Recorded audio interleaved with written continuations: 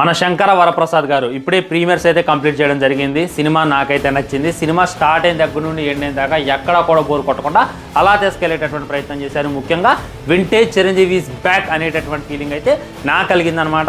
Dance అయినా, acting అయినా, fights అయినా, ఎమోషన్ సీన్స్ అయినా మనల్ని అయితే ఏడిపించేసిన అనేటటువంటి ఫీలింగ్ మళ్ళీ కలిగింది అనమాట. ఈ సినిమాలో మెయిన్ హైలైట్ ఏదైనా ఉంది అంటే బ్యాక్గ్రౌండ్ మ్యూజిక్ మామూలుగా ఉండదు. క్లైమాక్స్లో ప్లే అయ్యేటటువంటి బ్యాక్గ్రౌండ్ మ్యూజిక్ ఉంటుంది. మీకైతే మైండ్ తిరిగింది అనమాట.